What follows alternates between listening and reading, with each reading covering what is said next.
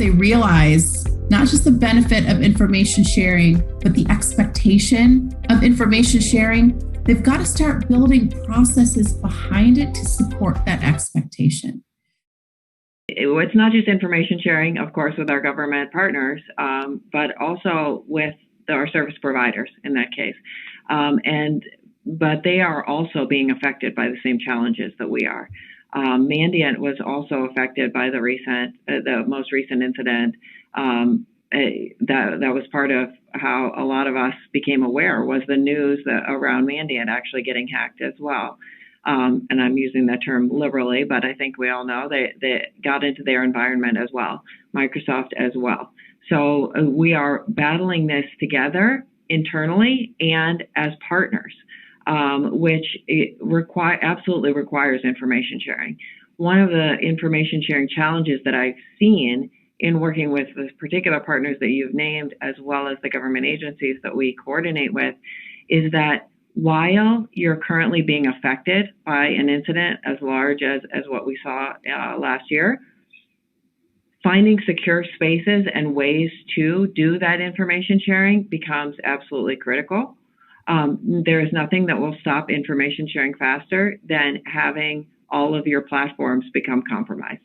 So you have to be agile, you have to have backup plans, and you have to be willing you have to know different routes of reaching those important partners and create trusted spaces that you can do that information sharing, because that was a very difficult challenge up front of figuring that out.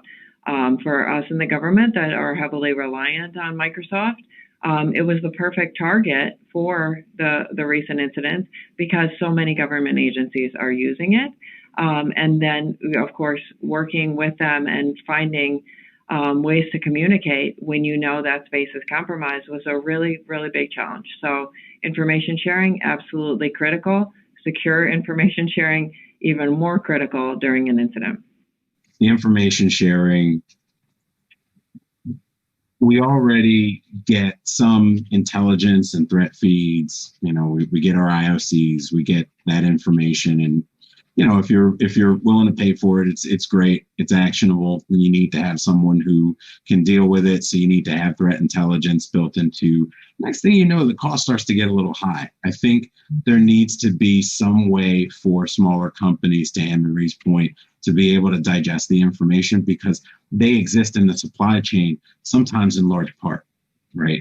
And they're not just tertiary vendors. Sometimes they're a big part of a company's supply chain. And I think, going back to the Microsoft thing, that's one of those things that I don't think anyone really thought about. Oh, Microsoft uses SolarWinds, right? You don't think about your third party's fourth party. And it becomes more and more important for you to examine fourth parties and sometimes fifth parties so that at least you know who's using what. And when somebody gets compromised, you kind of know how that goes down the chain. And the information sharing piece of that is really important. It can't just be news. There needs to be some automated, digitized, secure way in order to do that. And truth be told, there's like several different ways to skin that cat right now, and none of them are consistent. So you almost have to buy into a couple of them in order to be able to get some semblance of consistency. And that is something that I think, industry-wide, we have to figure out how to fix.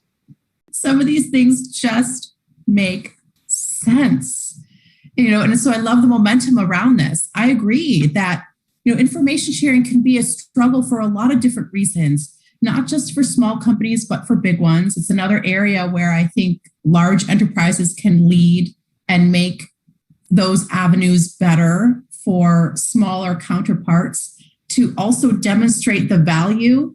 I know in some ISACs, and there are many, FS ISAC is particularly strong, I would say. So, but in some other smaller ISACs, they struggle to share information because maybe they don't see the value, or they don't understand the value, or they're not operationalizing the value.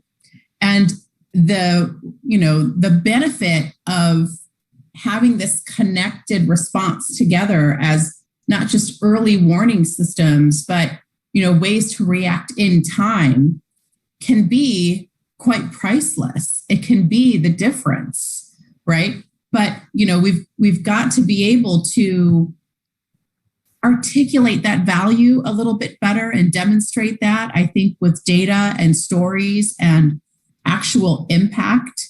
I think that organizations, once they realize not just the benefit of information sharing, but the expectation of information sharing, they've got to start building processes behind it to support that expectation. That means, when we talked about trusted channels, that means mechanisms so that you can legally share without, wonderment of liability, right? Or what that might mean from a legal perspective, right? So you've got to have mechanisms there. You've got to train to know at what point is it appropriate to share, and in what circumstance is it appropriate to share? Because what you don't want to do is to be Chicken Little,